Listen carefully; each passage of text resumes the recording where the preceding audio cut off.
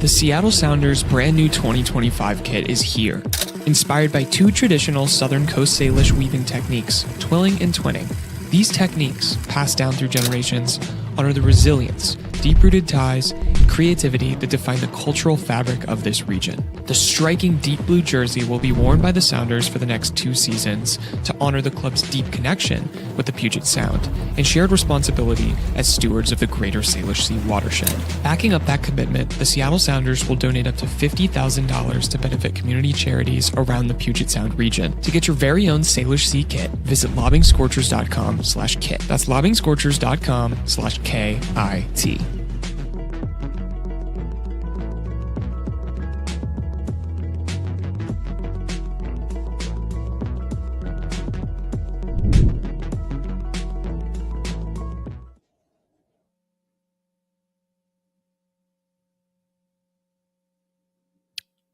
Good morning, everybody.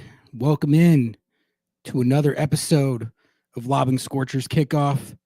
This is Ari. I got Niko joining in just a few minutes. Let me know if you've got any audio issues out there. I've seldom made it through one of these live shows without technological hurdles, but I think I got it figured out. So let me know if I don't, though. Derek Richards kicking it off with the $2 super sticker. You're a madman, Derek. Thank you. Appreciate that. Sounding good so far. Okay, that's what I like to hear. I think I got this down, honestly, at this point. I shouldn't say that this soon, but thank you guys, as always, for tuning in. I think this is our third Lobbing Scorchers kickoff. So we've been enjoying them so far. Hopefully you guys are as well.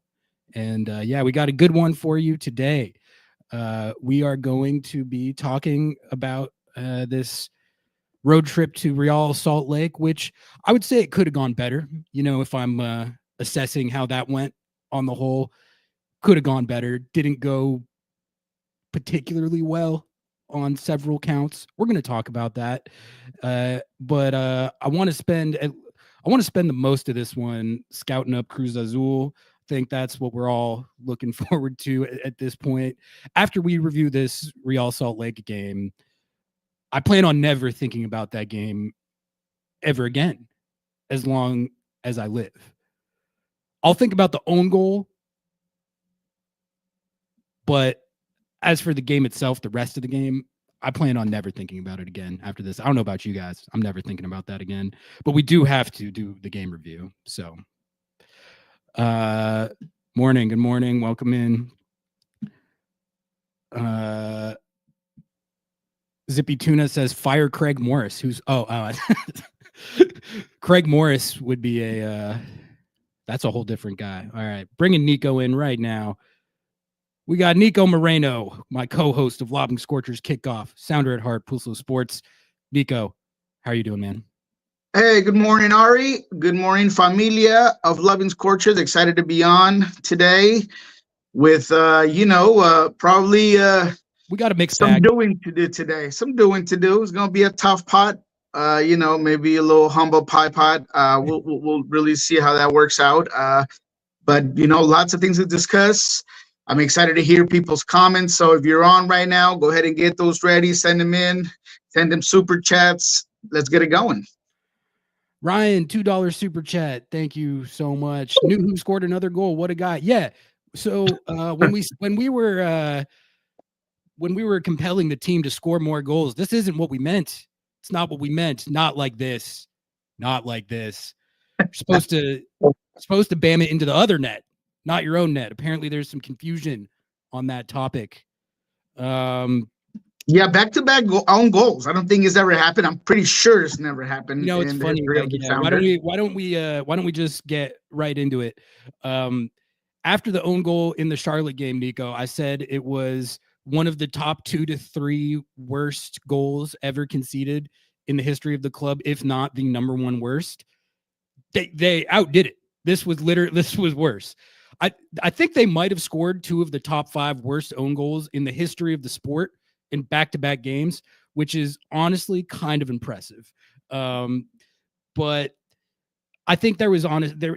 I know the own goal is going to get most of the attention, but I think there's a few things to chew on coming out of that game. I'll just give you my first two takeaways. You can tell me if I'm overreacting, what you think of this, but the main thing that I came out of that game thinking was, we've been positive about this team so far, I would say, or excited and encouraged about what we've seen, the potential of this team be. And I still feel that way. I'm not going to let one game change how I think of the good things that we've seen so far this season. But I will say, number one, I did come out of that thinking that balancing league play with CCC, I think we were all hopeful that the depth we saw on this team would be able to mitigate some of the struggles that MLS clubs typically have with that. I came out of that game feeling a little not as much like that. I'll be honest. I feel like juggling these competitions might be as hard as it always is, and that might lead to some tough times in league play. And then the other thing I would say is that the defense is officially off to a bad start to the season. You have two of the worst own goals that you're ever going to see conceded. You have a set piece concession against Charlotte FC. You have another set piece botched marking against RSL where they were lucky that wasn't a goal. Like, honestly, Stefan Fry bailed them out, but that should have been another concession right on the stroke of halftime. And then even the second goal that RSL got, yes, that partially happened because they were throwing numbers forward trying to get the equalizer, but it's a CB error. Like, it is. Jackson Reagan steps too high with no cover, and that leads to them scoring the second goal. So that's another defensive breakdown. So this was the best defense in the league last year. I tend to think that will even out. Last week, I dismissed the own goal against Charlotte as a fluke. I don't think you can dismiss it if it happens 2 games in a row. I said I didn't think it was going to happen again all season. It literally happened in the next league game. So those were my negative takeaways coming off a negative result. Niko, what were your thoughts on this 2-0 defeat away at RSL? My thoughts are harsh. Anytime, and my first conclusion is that the team looked disjointed and flat, and anytime that's the case right off the whistle, coaching has to be looked at. And did Brian Smetzer really look into this and put these guys up to a task that he kind of brushed off when I asked him about it? And maybe he could have done more to protect a guy like Kalani. It was his first game, and you put him right on the same side as another young guy. I felt like that specific side was an issue. George did not have his best game, but I think that it was beyond that. I mean, it was 2 young guys trying to cover a team that honestly had been weak offensively, and They're not good. They're not good. And you made them look good. You made them look good right off the bat. I mean, they created opportunities. They exposed their left side. I do not know why Ferreira has started 1 game this season. 1 game. I want to ask Brian about it. What's going on? Is he needing a little bit of extra time? Because he didn't start last game either. And he didn't start against Charlotte either. So what is going on? He's not fit. Could that be it? Well, that's what I'm saying. So, but is it more than that? Because, I mean, it's been weeks. I mean, he should be ready. What is it that's going on with Ferreira? Because I feel like this game needed it. Look, rotations were necessary, and there's no doubt about it. And regardless of whether Brian Smetzer thought he was too cool to answer, the priority is CCC. I mean, It is. You know that. I know that. Everybody on this chat knows that. My daughter knows that.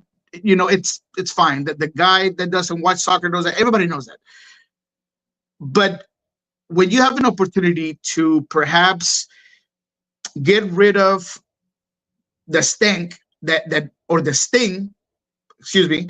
you got left over from the Charlotte game, you do it.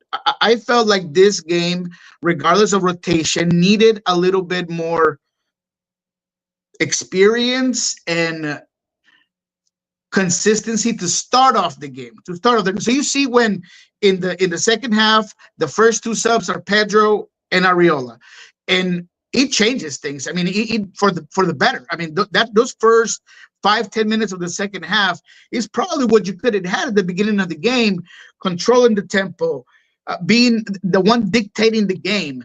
But when you start off with a somewhat shaky lineup that didn't work out, and that I want to ask Brian, because I wasn't in the press conference, is what is it about the way you set it up that did not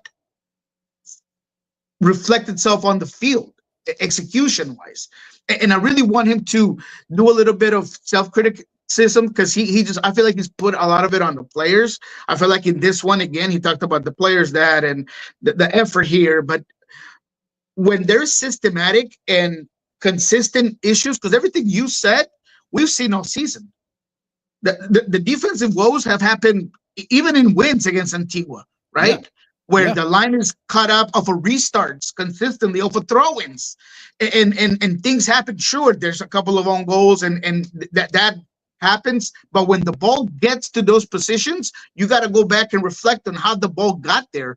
And those are the things that Brian and his coaching staff need to fix. We said it going into this game, man. This is a Real Select team that struggled offensively, that is going to be easy for the Seattle Sounders to put their game model and really get this game going right off the start, and none of it happened. So that's my first conclusion, is how much does it go on the coaching, and how much of that is Brian Smetzer and this coaching staff willing to take amends and says, yes, that's on us. The Ferreira thing is another thing that I wanted to bring up. We brought it up. I will ask about it when I get a chance, because I am curious of why the lack of confidence or use of Jesus Ferreira. I'm not sure what is going on with that. And then finally, we had talked about this team's ability to score goals, and going into the season, we knew that there were going to be learning curves on the defensive end, that they were going to get caught up in transition, and all of these things that kind of came about with what we'd seen in the preseason. In this one, the offense was just not working, and Paul Rothrock's had a hard start to the season. He's admitted it. He talked about rust. He talked about getting over an injury. How can we get him to that level so he can be a consistent guy like he was last season?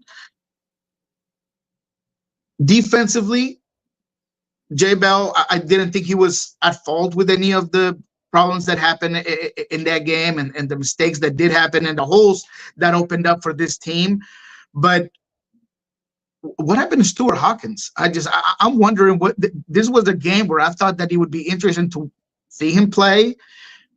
It felt like if there was something missing out of this back line, was someone that was a more than average passer to really get the ball out of the back in buildup. And I don't think that's not Yammer's strength.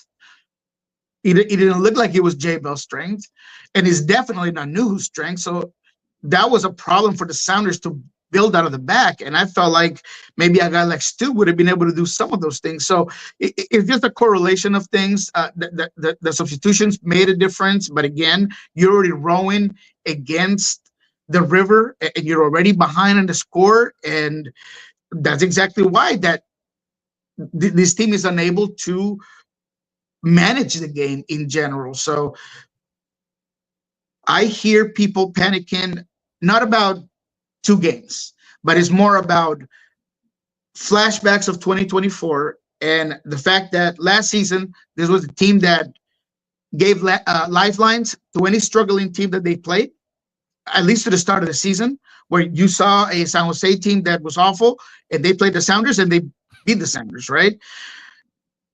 Inability to close games, those ghosts and skeletons in your closet, they're popping out with what happened in Charlotte. Some of what happened here, because you weren't able to get back in the game, and then you give up a flimsy goal there at the end of it, where your back line is very high. It takes 2 passes, one, 2, and they're behind you. And a guy like a Jago that struggled to get on the score sheet has a whole bunch of real estate to run into Stephen Fry and just finish in front of goal. So there's just a lot of bad things from this game that need to be fixed. And I like the fact that Brian called it a wake-up call. I think that's what it was. Or this is a wake-up call. Reality check. Whatever. It better be a wake-up call. It better be a reality check. And you heard me talking about humble pie. That's what I'm talking about. I think that Brian's been a little bit too cheeky with some of his comments, a little bit too fresh and cool about things. Maybe let's get this team back to ground one and get it working again. Yeah, I think two things can be true. Number one, there was some very good, exciting, encouraging soccer that was played in the opening of CCC and in the Charlotte game, and that this game was a total flop. Like, they had an opportunity to build on that. This was a big opportunity to kind of show that that the good stuff we were seeing earlier in the season was for real, and then also do away with this storyline of being unable to win away at RSL. It's literally been 15 years, Niko, since this team has won away at RSL. That should not be a thing. I understand it is a very difficult place to play. I can grant that your record over the years there is not going to include a lot of W's. But, I mean, like, Colorado's at altitude and they haven't had that much trouble taking results there. So I don't think that's it. This is not Real Salt Madrid that we're talking about. Okay. This is a team that has had some good years, but it's not like 2019 LAFC every year where you're like, this is an impossible team to beat on the road or whatever. So they had a chance to do away with that storyline. I really felt like the depth that we were seeing could at least get them the point in this game. But when you have an own goal like that 8 minutes into the game, you pretty much deserve what you get from there. Pretty much any chance that you had of taking 3 points in that game is gone right off the bat, even though they stayed in the game and were competitive. And honestly, I agree with you that the offense didn't look great. I did think there was like flashes and moments where you saw like the ball movement and stuff that we had seen earlier this season, but I mean, you can't give them too many points for that because they didn't get on the score sheet and they lost the game. So let's get to another super chat, a couple of super chats here. I think both from Zippy Tuna, and then we'll keep rolling here. Another $2. I'll donate for every own goal. All right. Well, hopefully that's the last $2 on that front of the season. On a $10 super chat from Zippy Tuna. Thank you so much. Appreciate the support. In my opinion, the Sounders were second best in intensity in all 4 MLS Cups they play. Ooh, I'd have to think about that. Even the convoluted question there. Schmetz also never contends for the Shield. I'd argue in part due to lack of week-to-week intensity. Am I imagining this? I don't know if I saw intensity and effort as the issues. I think anytime a team takes a bad result, people are going to go there. I find it, I'm never going to say like someone is not trying out there unless it's like blatantly obvious.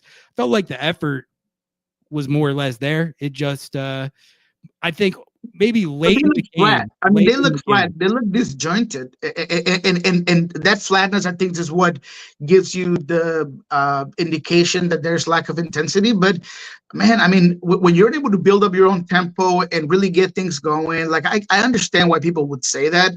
Now, I'm not saying that there isn't any effort. I mean, there could be a variety of reasons why the dynamism and that intensity wasn't quite there. They're obviously playing at altitude. There's, a whole bunch of questions about how difficult it is to face a team that maybe is having some struggling moments. So it kind of has a double-edged sword where they come out to play because they need that more than you do, right? And you're coming off of a big result against Antigua, and sometimes that has a lot to do with it. But that's again why I go to the coaching, where when the team is running right off the gates at the top potential, it's difficult. And Seattle, to his point, I don't know about like all 4 cups, but this season, if we just want to talk about what we've seen in 2025, in every game, it seems like the second half has been the better half. It was the second half of the first Antigua wing was the better half. Against Charlotte, the second half was the better half. I mean, it's taking this team some time to settle into games. Like, what is it that perhaps it's not evident right off the bat, right off the first 15, 20, 30 minutes of the game? Bad Sequels, thank you for the $5 super chat. Appreciate it. I was going to get to this topic, so thank you for bringing this up. What are your thoughts on the Morris header, Georgie offside goal? Was it going in? Was it the right move by Georgie? No, that was not the right move by Georgie. And honestly, you all know, Niko, you know, everyone in chat knows this as well. I've been as excited about Georgie as anybody. I think he's shown traits so far this season that are very dynamic and unique, and he's very exciting and fun to watch. He was kind of killing me in this game. He was killing me in this game. Starting with this play. First of all, this was the second set piece of the season that was perfectly executed by Rusnak and Jordan Morris, that the last guy on the end of the delivery was offside. Ymar did it in the Charlotte game. Georgie did it in this game. He was way offside. He needs to be on side or he needs to let that ball go. I don't know for a fact if it was going in, but I don't know either. You can't do what he did, which was Kool-Aid Man in there and head it into the goal when it is not even close. Okay. So that was, that needs to be a goal. Like I said, people are talking about the DPs ghosting. Rusnak could not have put that in any better. Jordan could not have done any better to win the header and put that ball where it looked like it was going on target. That just that play lost the game to me as much as the own goal, or sacrificed the result as much as the own goal. A game like this, where you're playing with heavy legs, you're rotating, you're juggling with CCC, you're probably only going to have so many chances in a game like this to find the score sheet. That was a phenomenal chance generated off a set piece. Like I said, perfectly executed. And it's just, that's got to be a goal. That has to be a goal right there. It has to. You can't if it's like a marginal play where he's like a tiny bit offside, I could see it, but he's way offside. And I'm not trying to put this entire game by any means all on Georgie and Rothrock, but they were ineffective. And Rothrock, like you mentioned, has had a tough start to the season. I guess I'm wondering if we're doing rash conclusions here. Is this team not? It's really not as we thought it was. No, it's not about hitting the panic button, and it's not about acting like the ceiling is falling. It's about identifying issues that need to be corrected, and that it's a fair point to say that the coaching staff, are they not doing enough? Because it's 6 games in. I mean, I know that they're back to back or whatever, but I mean, it's been a lot of games, or 4 games. I'm sorry, right? 4 games.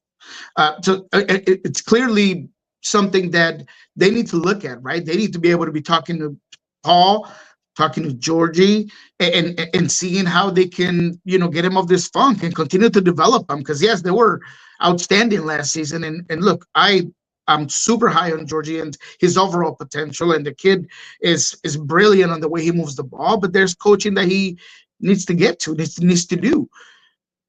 But it's those other things, like the defensive issues, the problems that they're having in terms of any time that this team concedes a goal and they're behind, that ability to get back into games. I mean, those are the things that you need to really work on. And look, there was a lot of individual bad performances, right? I've been really high on Consarienzi.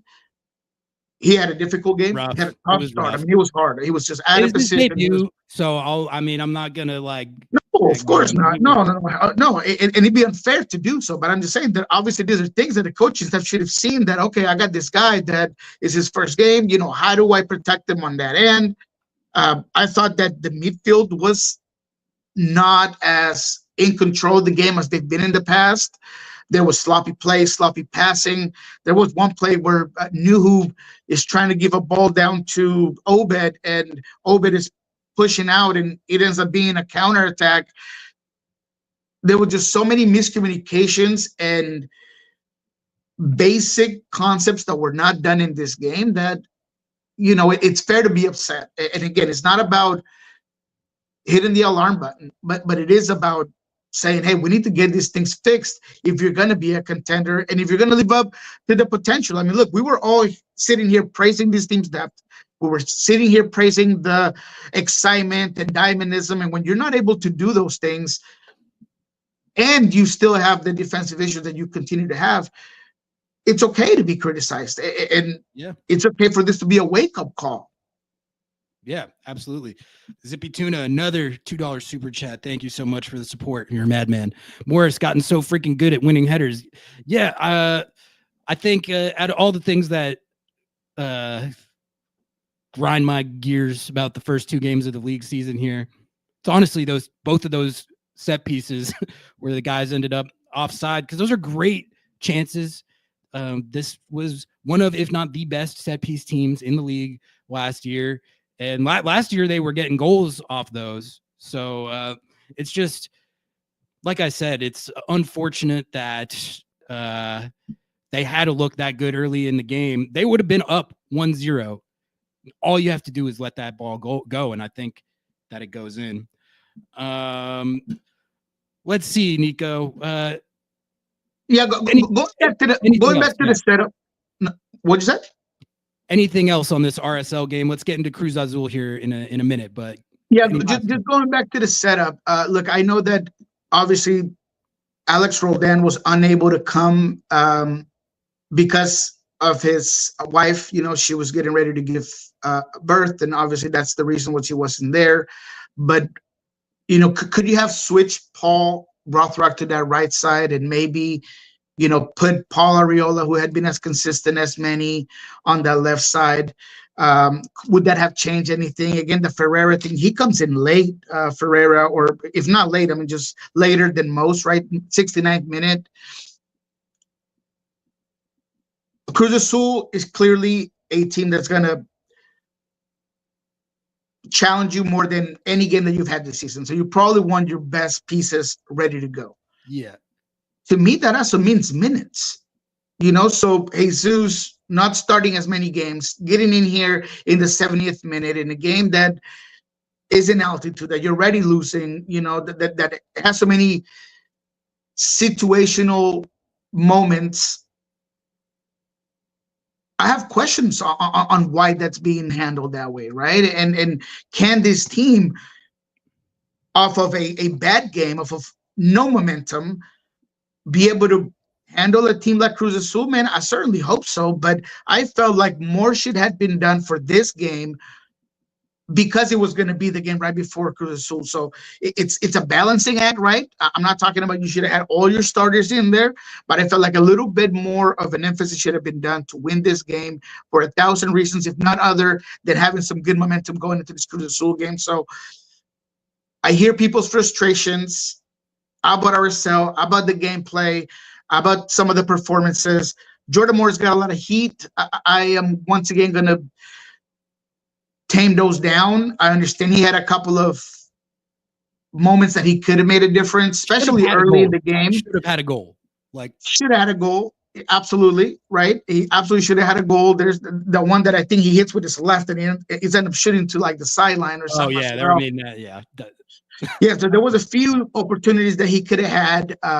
So although fair, and I understand that because we're going back to those demons from last season or season before, because he had a good season, but there's always those question marks of specific moments.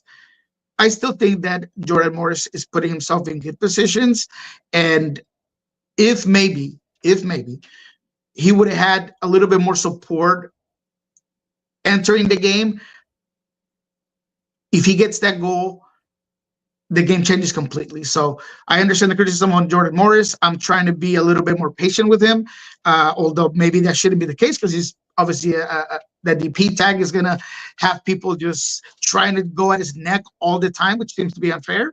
But at the same time, he's coming from a couple of goals. Let's get him some confidence. He's a key part of this lineup. So that's just another thing I wanted to put out there. Yeah, I know we're all feeling pretty negative coming off that game. I do think it is important to be mindful of the context of juggling CCC, rotating your lineups, playing at a place where you pretty much never win. So all that is true, but I think the concerning thing is that I was hopeful that this team was demonstrating the depth that like they could withstand that better than the average MLS team. We've all watched enough CCC to know that oftentimes what it does to your form in league play is kind of irrelevant to how you play in CCC. You can look like Real Madrid in CCC, and if you empty the tank on that, you're going to have a bad time in league play. That's just how it goes. But like I said, I think the hope was that this year on this team, with this roster and this depth, that they would be able to go into a game like this in a difficult environment and get a result. And they weren't able to do that. I totally agree. Absolutely agree. Yeah. All right. Do you want to get to CCC, talk some Cruz Azul? I think that's really, for me, the reason that I'm ready to kind of blow past this RSL game is because this season is all about CCC right now. Absolutely. A match day 2 away loss at Real Salt Lake when you've got a round of 16 CCC against Cruz Azul coming up. We all know what's more important between those two things. This is what it's all about, Niko. Games like this is what it's all about. You get a upper tier Liga MX side. I think they're 5th on the table right now, but historically, this is a very good, very reputable Liga MX side. They've got a couple of former MLS stars in Mateus Bogus and Georgios Giacomakis. And Seattle's going to have their hands full starting this Wednesday. Niko, based on your research, what you've learned about Cruz Azul, what are the Seattle Sounders dealing with in this round of 16 series?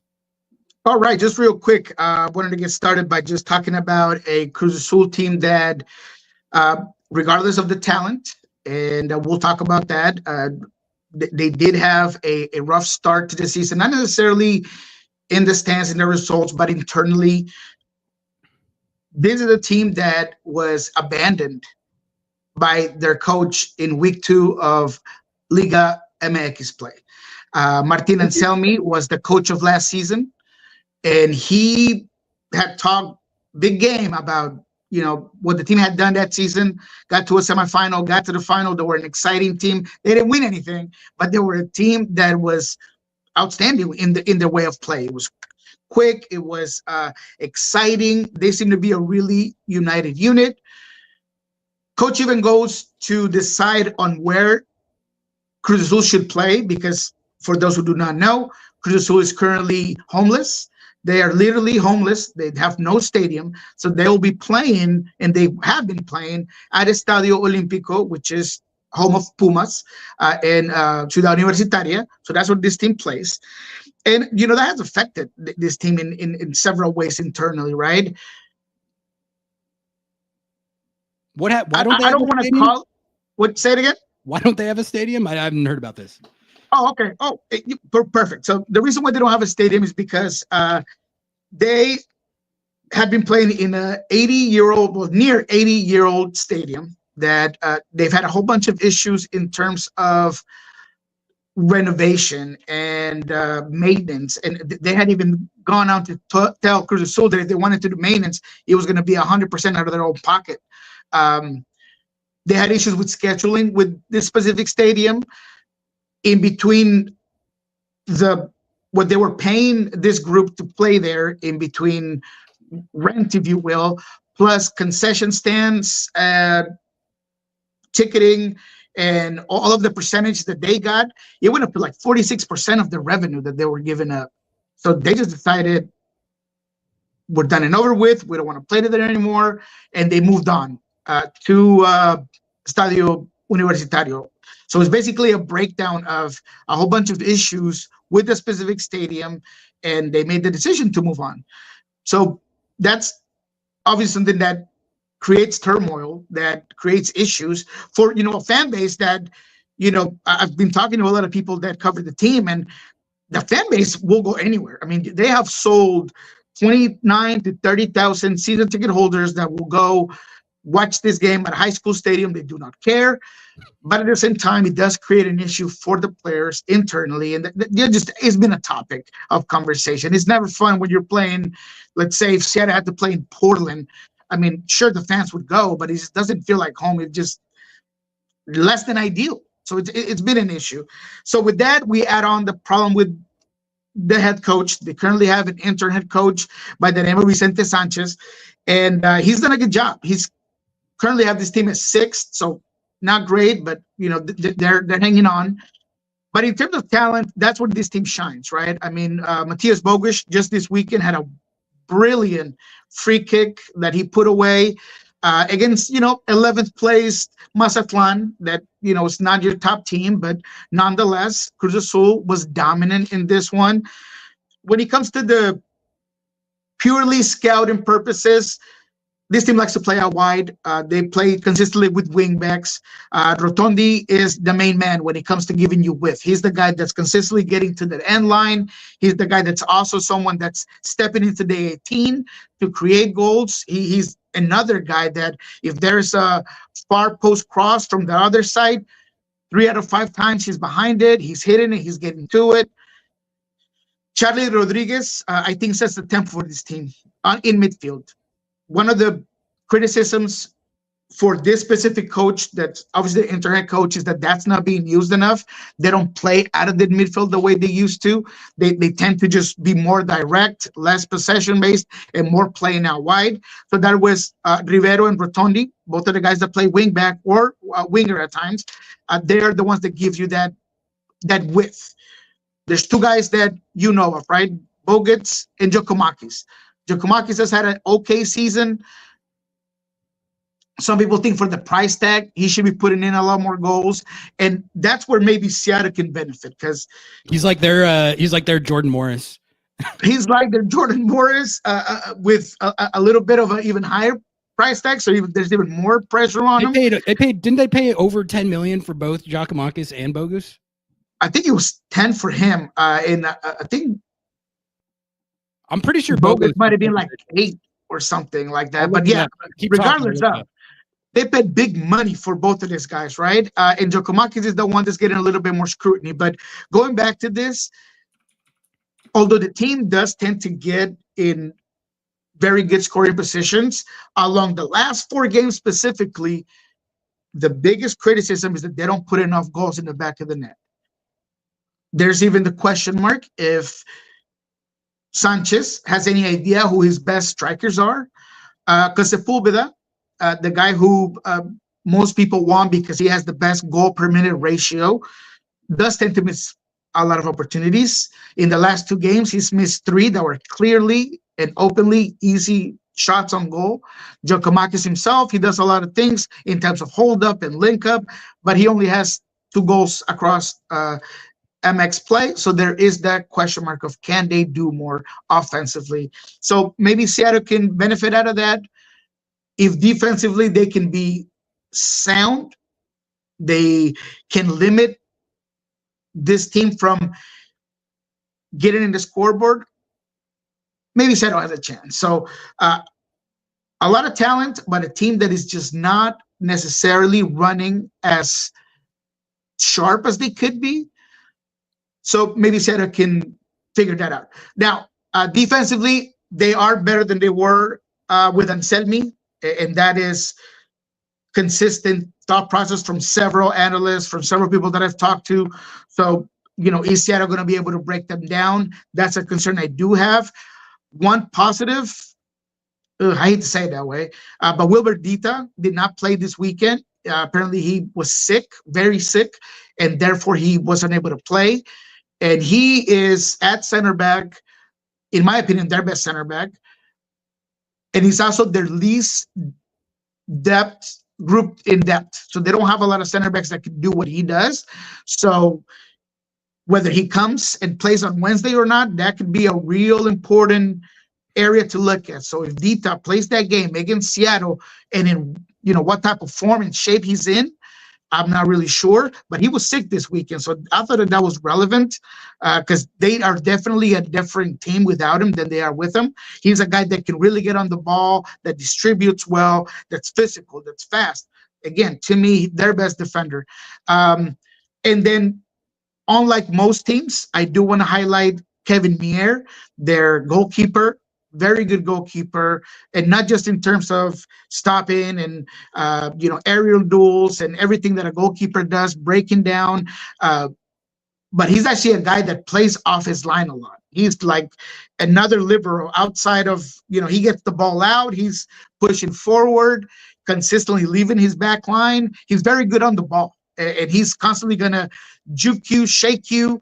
And I talked about this with Jeremiah, that, I like those sort of goalkeepers, but he can create opportunities for a guy in a team like Seattle, where if they're pressing high, a guy like Jordan Morris, if he's pressing and you're right in front of the goalkeeper, maybe don't give yourself up on the first attempt to shoot, because more than likely he's going to just try to make a move, cut inside, and keep going with that ball. So that's going to be an interesting thing to look. But Kevin Mier, man, he's going to be fun. But I think he could also help. He could create situations where Shadow could take advantage of. Bogus's transfer fee was reportedly over $10 million. Oh, my God. Giacomakis was as well. So, I mean, they definitely dropped some big bags on a couple of former MLS stars. I do think, Bogus is very good, very, very good. Seattle has played against him quite a bit from when he was with LAFC.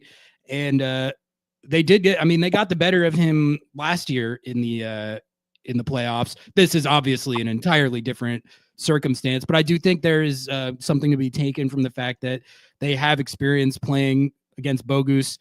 I don't know if I'm pretty sure they played Atlanta while Giacomakis was on the team as well. But yes, I do. I remember that specifically because Yemer was up to the challenge that day. Yeah. And, he definitely said that dude is, a horse. I mean, in terms of like how big and strong he is. And I remember that day, that was a Gonzalo Pineda game, actually, that he was coaching that game. And he was just all over. He's pressing, he's pushing. And that's Giacomakis is not just offensively, but man, defensively, he's just so good as well. He's just all over. He's a tough guy to contain. And look, this past weekend in that draw against Mazatlan, that brilliant free kick, it was Bogus' first goal of the season. But in terms of talent, more than one person have told me that they believe he's top 5 in Mexico. So that tells you, I mean, he came out of MLS. He was a guy that was good. It was very good with LAFC, but I don't know if he was top 5 in our league.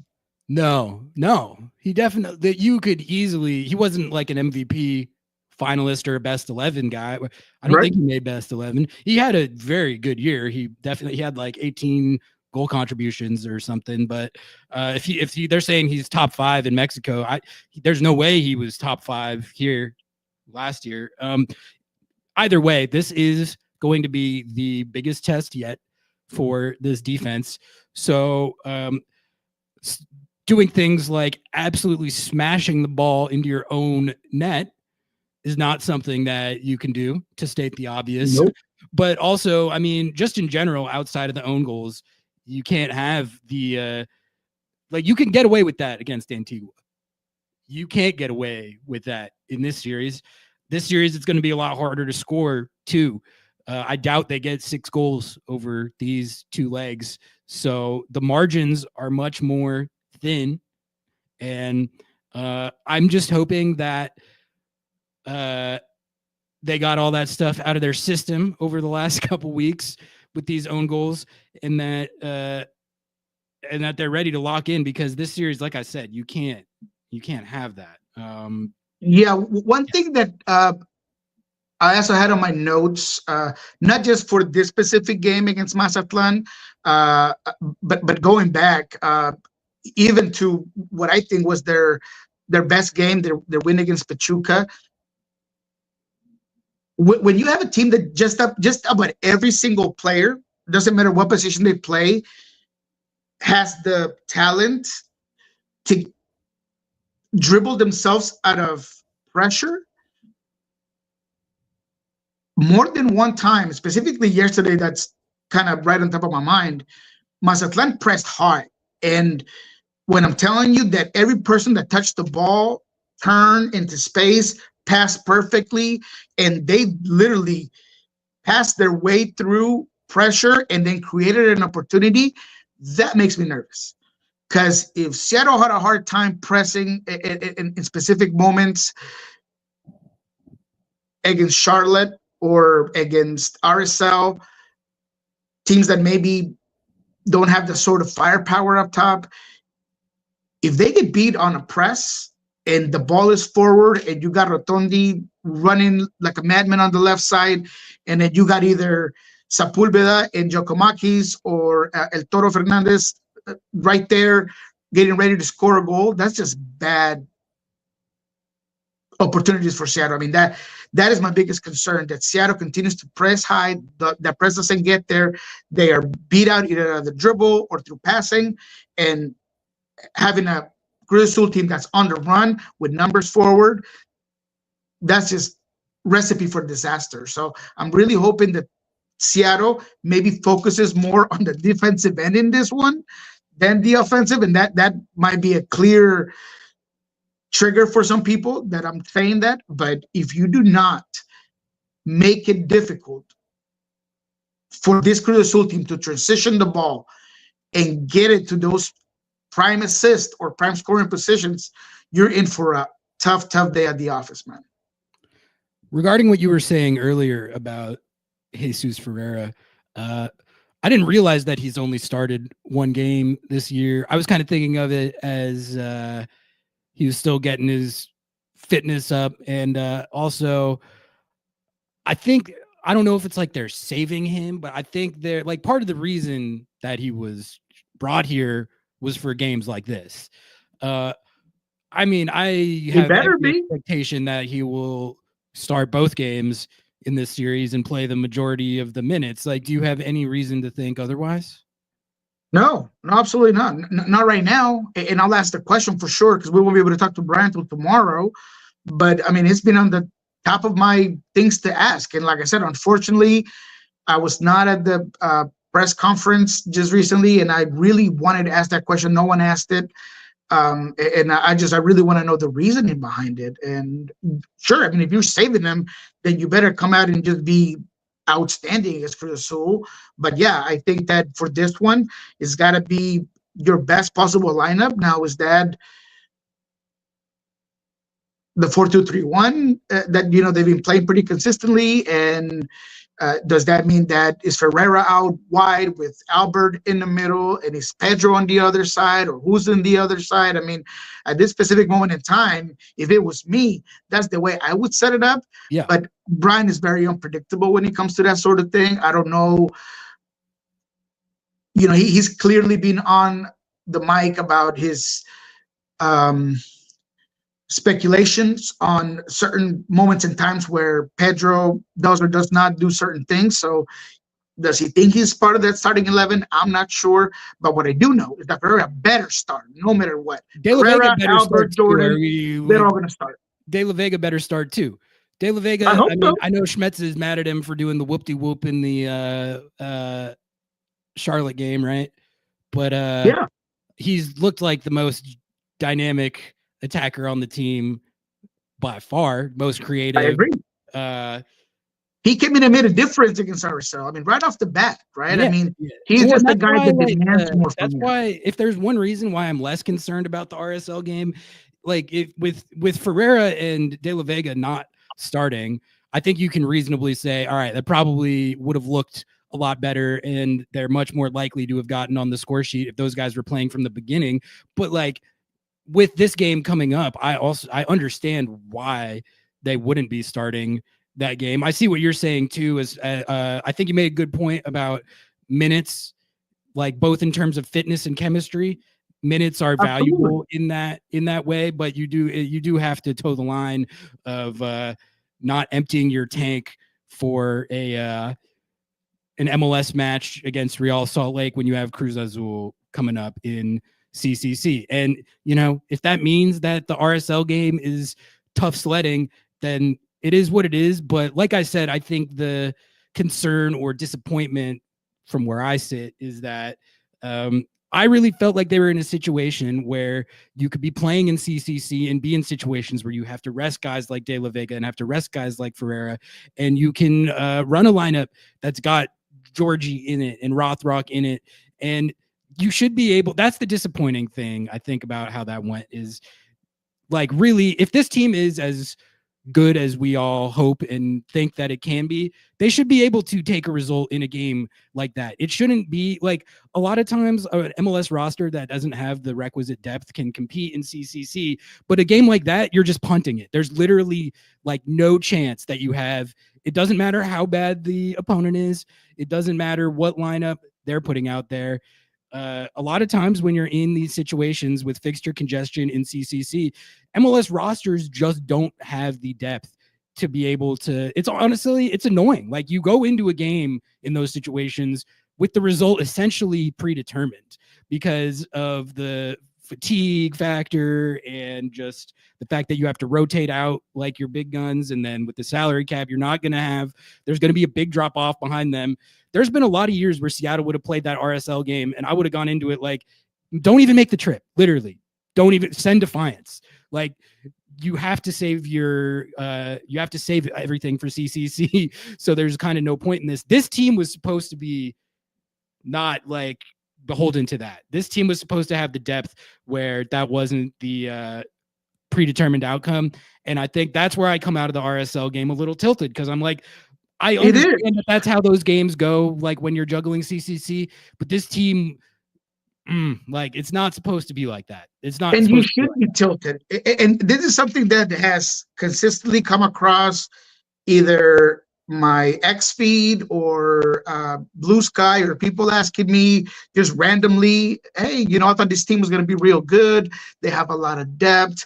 You mentioned how good they were during the preseason. All those things are still true. Yes. Now, and that's where I go to the coaching. That's exactly why I go, because the way you set it up, the way you start off a game can have, and the way you end the game, that's what ends in the results. That's what has people upset right now, is that draw against Charlotte and then getting outplayed, outpossessed against a bad RSL team. So, and I'm going to bring this up real quick, and please entertain me for a second. The Charlotte game could have been won with a little bit of gamemanship, and I don't know if that's the South American in me. The South American in me as a coach. There is a foul in the minute before the equalizer where Stefan Fry has to run all the way to the left side of the 18 to take a free kick. In South America, man, you're walking to that ball, you're tying your shoe at the ball, you're measuring it and flipping that soccer ball, trying to find the right edges behind it. Maybe you cleared the grass. I don't know. The turf, you brush it. I don't care. You do not take 30 seconds is the time that I had from the moment the foul happened to when Stefan Fry kicked that ball into a 50-50 opportunity to Jordan Morris. Whether that should have been a Seattle ball or not, because the AR messed up or not, that should have not even been a possibility. Now, Brian said, well, did you want us to possess the ball and keep it on our half and bring in the pressure? I just wanted you to be more deliberate with those last couple of minutes. But those moments, that's not on the depth, and that's not on the quality of the team. That's on gamemanship.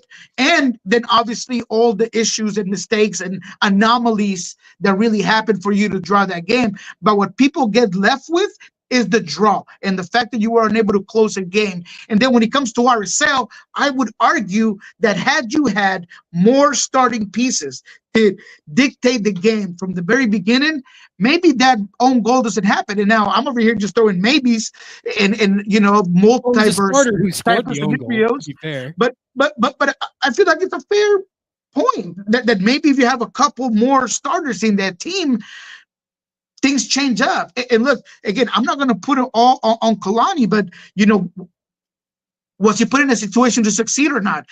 Look, I understand that Paul Arriola is not a fullback, but man, if I have a moment where I have nobody else to go to, and maybe I'll move Paul Arriola on one side and Paul Rothrock on the other, maybe that's the way I set it up. I mean, there was just so many things that I feel like could have been done. The Ferreira things, the one thing that I do not understand why he didn't play or start in this one. Same as Pedro de la Vega. I thought that he could have started, played 45 and been taken off, but dictating the tempo of the game right off the bat at RSL, to me, would have been important. Niko, I'm assuming this is J.O. on the keys for Sounder at Heart. He says, how much longer do you think Fry could have wasted? He took 30 seconds. There was 3 minutes left to play. Easily a full minute. Maybe get a yellow. Like, I mean, it's all about just holding that plate, holding that ball, especially with a referee that, I mean, I don't know if he had, that you got to be able to push the referee to that limit. He's got to be the one that's letting you know, telling you. So was putting the ball into the 50-50 situation what Brian wanted? Absolutely. He said it. He told me that was the decision that I wanted Stefan Fry to make. Sweet. That's amazing. You don't trust your center backs to contain the ball, hold it, move it around. That's all right. That's fair. Put it over there. But taking that time and gamemanship to me would have been important. Same thing goes for this. I forgot this. It's a throw-in. The throw-in goes all the way back to the goalkeeper. You're winning the game 2-1, and 5 guys press the goalkeeper where the ball goes to, right? I mean, I understand that, and Jeremiah has been very serious and honest and firm about this.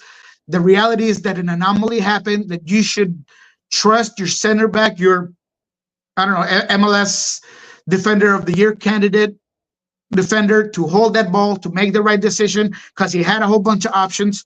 I am not denying that at all. But could have you been more conservative to hold that game?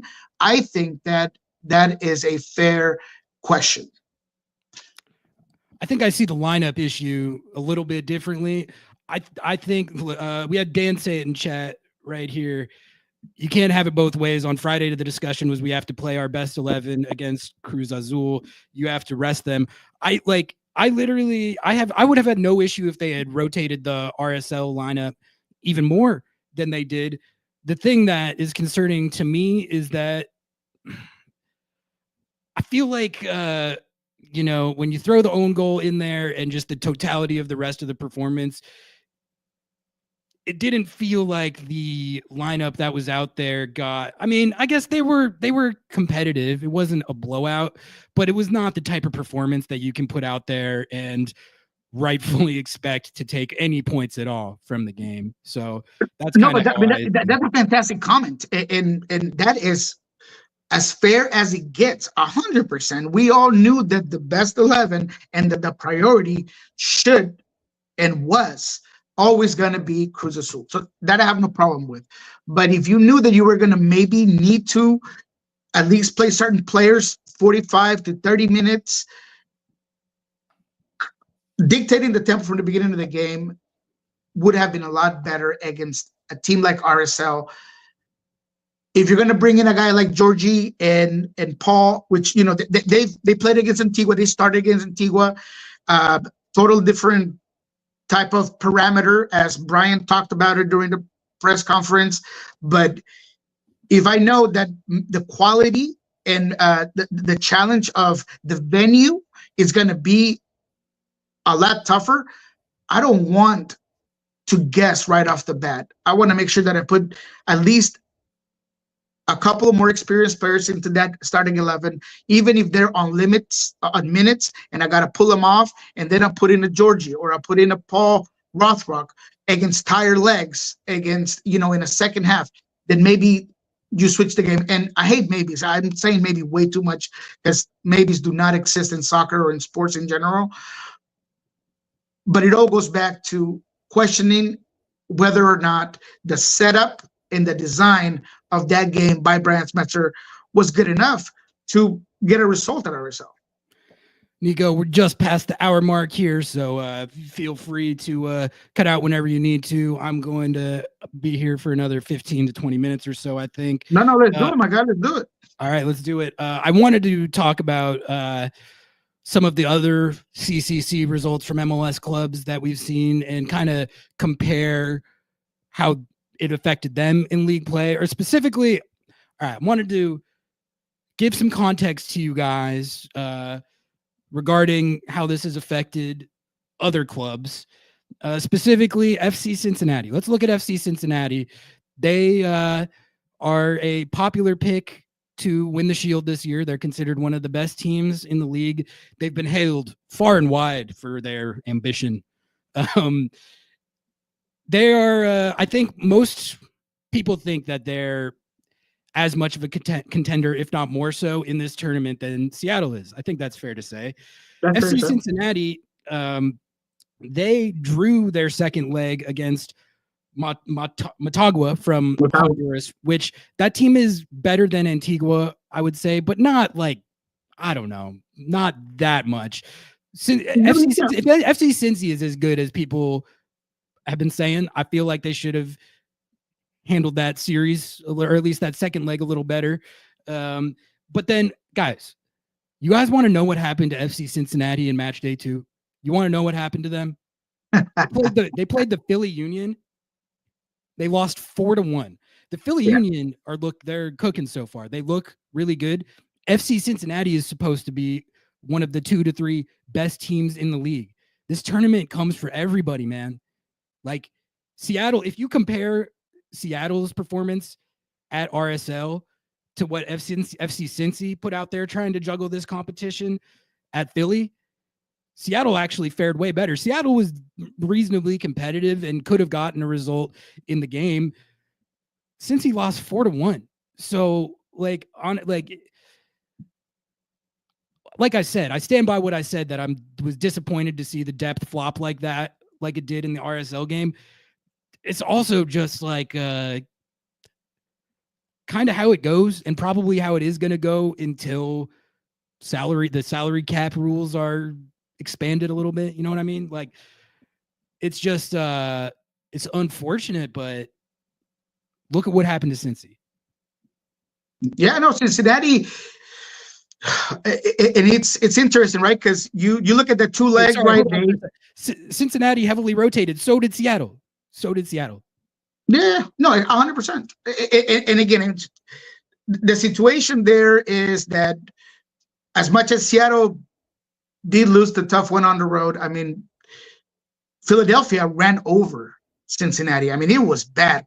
This Philadelphia Union, with the Cornell magic behind it, or thought process and game model, man, they look scary. I mean, but he would drop a hat trick on him. I mean, and he was getting the ball like basically in the goal. I mean, they were moving the ball so well all over. They really exposed that Cincinnati defense that's supposed to be one of their strengths. Yeah. And man, they looked out of sorts defensively. That's for sure. Yeah. And like I said, Philly, I think, I don't know, it kind of looks like Philly might be a lot better than we anticipated. And by we, I mean, I think you're right. But still, like, if FC Cincy is as good and deep as they've been billed as, like, I don't think you take a 4-1 there. Like, Seattle's performance was bad. Like, don't get me wrong, but they didn't get 4-1. They had it 1-0 until the last 10 to 15 minutes of the game, and the one they gave up, they scored on themselves. So, I mean, I know that doesn't make anything better, but it is context that I think is relevant in this situation. Niko, to close it out here, as we get into our last 10 or so minutes of the show here, why don't we take a look at some more just kind of league-wide storylines, because there's a couple results that caught my eye. I was covering the games last night. Okay, let's talk about both the games that happened last night. I think there is interesting stuff to take away from both these games. Let's start with Vancouver versus LA Galaxy. Niko, the LA Galaxy, I think they're in trouble. I think they're actually in trouble. Like, they have a ton of injuries right now, admittedly. When Joey Paints gets back, I think that'll obviously help a lot. Ricky Puig will be back, but not for a while. So he's not going to be coming in to save the day until the end of the season, if that. So I'm looking at the Galaxy right now. They gave up a goal like 3 minutes into this game against the Whitecaps. They got a goal to tie it up. It was not anything to me that looked like sustainable or repeatable. It was kind of a freak play where Gabriel Peck had an open net, and then they gave up the goal to lose it to Brian White at the end. Do you think the Galaxy, I'm not going to call them chalked. It's obviously way too early for that, but I think this salary cap shedding that they had to do combined with the injuries that they've had, they're down pretty bad right now. Yeah. And look, honestly, I expected them to be better. And offensively, specifically, that's where I thought they were going to shine. And I honestly, if you would have told me that we were going to see as much Miguel Berry as we've seen, I'd be concerned, and I am concerned now, right? Because Kirsi Ramirez obviously comes in there a little bit later, but things don't really change. Sanabria and went from a bad game to a so-so game. Defensively, I don't know what happened to Garces, but this season he's off to an awful start there. The inability for them to control the ball, no matter who's in there, because with Marcus Reyes, they were not able to do it the first game. He was inefficient and basically unseen for most of the game. Fagundes was awful in the first game. In this one, he was not awful. He was just an island. He was unable to get the ball and get connected and get the ball moving. In this one, I don't think he was effective with the opportunities he had. So the attack is what really concerns me about this LA Galaxy team. That was what they did well. That was their consistent way of winning games. At the beginning of the season, where they were struggling defensively, it was, we're going to outscore you. And then later down the line of last season, where they got a little bit more balanced, it was both, we're going to attack well, we're going to defend well, we're going to hold the ball. In this one, they didn't do any. Now, Vancouver, on the other hand, they're off to a very good start, man. And that ball to Brian White for that game-winning goal was beautiful. I mean, Pedro Vite is so good. The fact that Pedro Vite got to where he got to and put the ball from where he put it with that sort of spin, that sort of talent, oh, man, it was perfectly placed. And Brian White, credit to him. Technique to knock the ball down perfectly. So credit to the Whitecaps, but I think you're right. I had the Galaxy as number one in the West over LAFC. I had LAFC third behind the Sounders. I think my whole rankings are pretty suspect right now. Both LA teams look sus. Like LAFC is 2-0, 2-0-0, but they're both 1-0 wins. They have not looked especially dominant. They have work to do to get back to maybe they'll do it, but to get back to the normal dominant LAFC that we've seen over the years, they're not at that level right now, which, 2 games into the season. So I don't think necessarily anyone's going to be at their top level yet, but it's still like, it's LAFC, man. Like we see LAFC, we're used to a buzzsaw.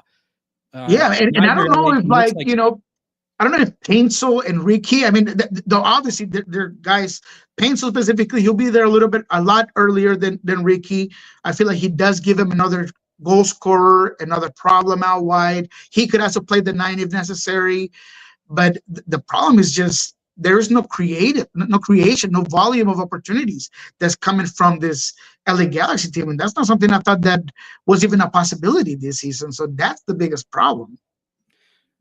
Derek says LAFC is grinding out wins while playing in CCC. That's what elite teams do. That is a good point. That is a good point. And that's like, I think that's where we're all a little bit frustrated with what Seattle put out there in that RSL game. Is this is supposed to be an elite team. They have looked like an elite team at times. I don't think you could say that they're an elite team off smashing on Antigua and having one good attacking performance against Charlotte. But like, I definitely don't think any of us were wrong to like what we were seeing, No. But yeah, I mean, I think it's a good point to see it flop that badly in their first attempt. Well, I guess it wasn't their first road trip while they're trying to juggle these two things to flop that badly. It's not great. Inter Miami, Niko. I've had a lot of fun at their expense with Messi's takeover of the organization, appointing the coach, getting the sporting director sent to Coral Gables, Florida, in one of the weirder stories I've seen, installing his academy mentor as sporting director. We've talked about, is this Messi takeover good or sustainable? Are they going to pay for it in the future? I mean, to be fair, I also said that I think ultimately it's not going to matter when you have Messi and the Barca boys out there. They didn't even have Messi out there last night. This guy that they signed, Segovia, to replace Diego Gomez, looks like the best player that I've ever seen. He looks better than Diego Gomez. They literally sold Diego Gomez to Brighton for $20 million and replaced him with a guy who looks better. So I guess this is a long way of saying, unfortunately, Inter Miami are not unstoppable, but when they're playing like that, they don't even need Messi out there to dominate you.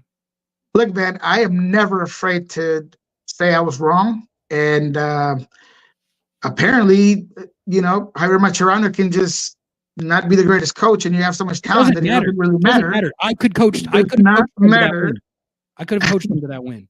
And I was with you. I mean, it was along the lines of Campana, Diego Gomez, Matias Rojas. I mean, there was a lot of guys that were contributors last season that are no longer part of the squad. And you talk about Segovia, fantastic. I mean, he has looked, Segovia, probably one of the best Venezuelan prospects that are out there, has looked lights out. I mean, finishing, on the ball, off the ball, kid looks amazing. But I got called out because of Allende. Allende, I said that, they didn't really go like for like with some of these players. And I have a friend of mine who is a Godoy Cruz fan, and he told me after our last show, you are looking beyond this kid. And I was like, oh, okay. I went and looked at him. Oh, he looks pretty good. It was a Celta Vigo, as well, blah, blah, blah. He's all right. In this game, that kid came to play. I had to call him. I mean, you were absolutely right, man. It like they had a like-for-like Messi replacement on the field. Man, that kid was crazy good, man. That finish, the way he finishes that ball in speed, without an angle, across to the other post of the goalkeeper with the pace and the placement. Was that Segovia or was that Allende? No, that was Allende. Allende looks freaking insane too. Yeah. That was, to me, the best goal they had, and it was created off of a little Luis Suarez flick, and the kid just gets in front of it and just uses all the real estate, moves the way he wants to move, puts it where he wants to put it. I mean, yeah, they look amazing, man. They really do. I honestly was very concerned about everything that they were missing and the Tata Martino factor, but all of it just seems to be pointless, or does it matter? I mean, this team is going to be good no matter what. Watching Suarez, I don't get it. The man he doesn't have cartilage in either knee. You watch him run, and it's like I feel physical pain watching him run, and then you look up and he scored a really sick goal. He had 3 assists. I don't know. 3 assists. He had 1 goal, 3 assists. He was involved in all 4 of their goals. This would literally, this would be the most loaded team in the league by far and away if you took Messi out of the picture altogether and you just had those 3 Barca boys. So, I mean, I don't know. It's kind of just, I said it all last season that it was impossible for me to see a scenario where they don't win the Shield. I was saying that I didn't see a scenario where they didn't win MLS Cup and steamroll to it. Then they famously lost in the playoffs to Atlanta United. So I think when you are as defensively sketchy as they tend to be sometimes. You're always susceptible to crashing out in tournament play. But just as far as like shield contenders, I don't know. I just was watching that Houston game last night, and I was like, okay, well, this is not good for the rest of the league. No, Niko scored for Houston though. Yeah, I was gonna say that. I had that highlighted here big. So yes, to your point, aside from that, I thought Kremaski and Jan Bright had really good games. Obviously not the ones that are going to take any headlines by any means, but very quality.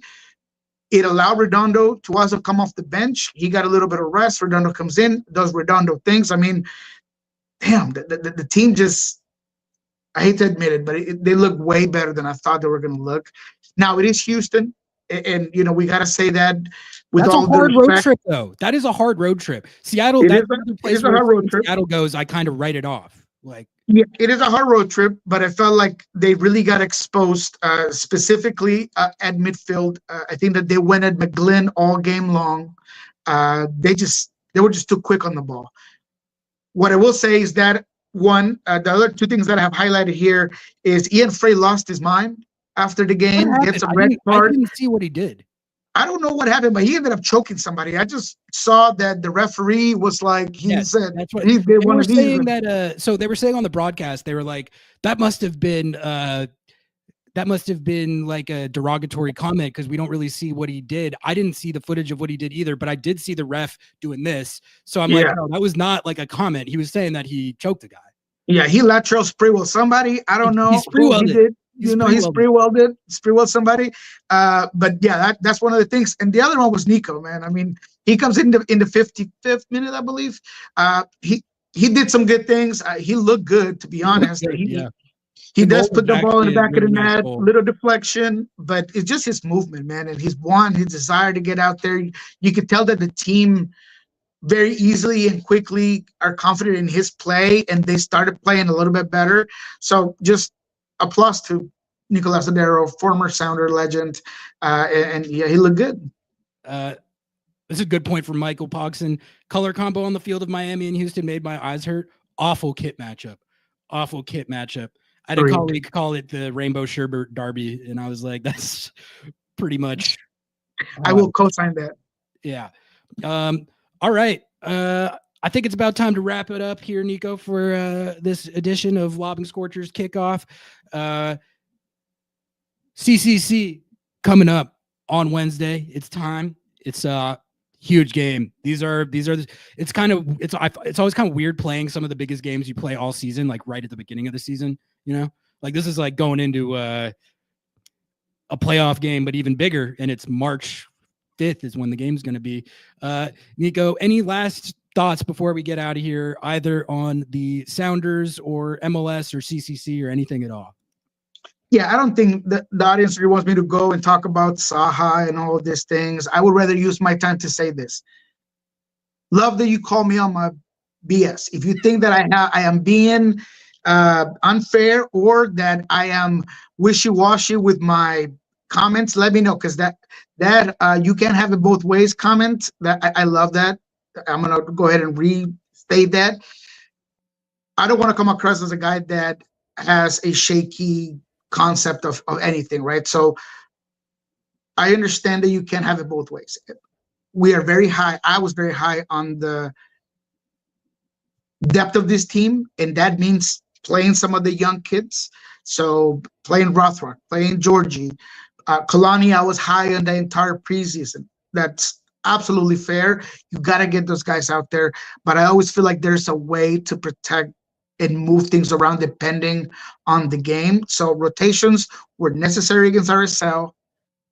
I'm high on a lot of these young kids or younger players because you can't really call Georgie a kid necessarily. But no matter what, going into this RSL game, the way the game started, they look flat, they look disjointed. I go back a little bit more towards the coaching than the talent of each one of these players that started off that game. So that's all I'm saying. I'm not saying that these kids are not up to the game, and they're playing below their potential. I think that they had a bad game, and that there's room to grow, and that the coaching staff need to look within themselves and figure out what is it about that specific game that just did not work at all. We have high expectations, and Absolutely, we hold this team to a high standard. And I think every single coach and every single player would agree with anyone who said that they didn't live up to that in that game. I think they internally believe that their depth is better than that too. Up to them to show that as CCC continues here. All right, we're going to get out of here right on that. Derek Richards, thank you for the walk-off $3 super sticker. Love you, man. We will catch you later this week.